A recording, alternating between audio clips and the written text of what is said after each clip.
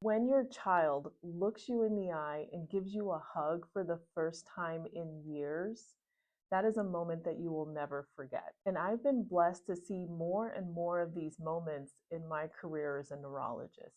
In my 16 years of practice, I've never seen this level of recovery in autism spectrum disorder. So, what is autism spectrum disorder? In autism spectrum, a person may have trouble maintaining eye contact. They may also have trouble starting up conversations with people in social situations. People with autism spectrum disorder are usually very fixated on routine and also repetitive behaviors. Repetitive behaviors may be motor or they may be verbalizations, and it is sometimes seen as something that is self-soothing when they are very much bombarded with overstimulation from their environment. So that's basically the picture of what autism spectrum is.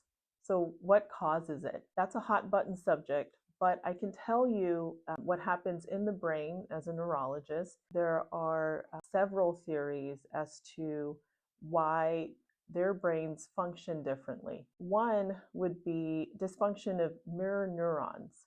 In reality, a more accurate theory would be a dysfunction of mirror neuron networks. And these networks can include various parts of the brain, including the amygdala. The mirror neuron network is theorized to be responsible for a person being able to mimic socially appropriate behavior. And you can imagine this is very important in childhood as somebody is growing up so that they can learn how to shake a person's hand and how to share their toys. The other theory is that autism spectrum disorder is a dysfunction of synaptic connections, or in medical terms, a synaptopathy.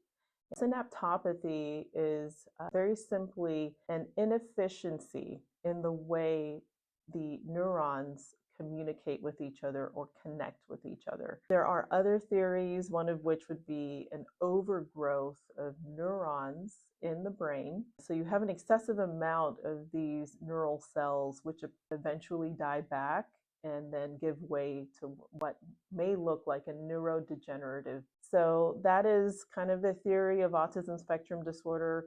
There are some risk factors to autism, one of which would be maternal diabetes, for instance, or exposure to environmental toxins like phthalates, which are unfortunately ubiquitous, but they are a chemical compound used to make plastics more malleable and softer, and they can leach into what you're drinking from anything from plastic containers to even perfumes and fragrances. But there is hope, and the reason I hang on to this hope is because I have evidence in how patients have recovered or reached a level of recovery that is improving the patient's quality of life and the caregiver's quality of life. Now, one thing that I've seen in my whole career is really a focus on the pathophysiology and the minutia of the disease process itself, but not stepping back and really looking at what the solution to the problem is.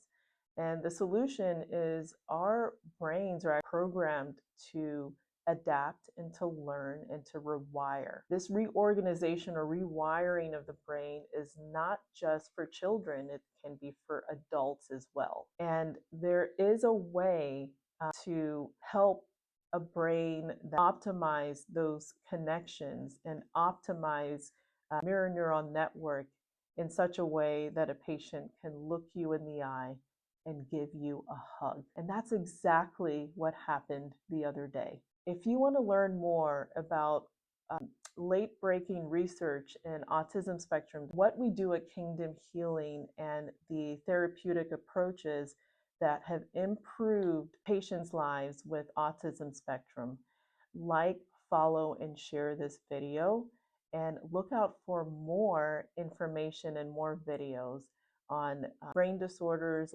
and what we help patients achieve through neuroplasticity and brain rewiring.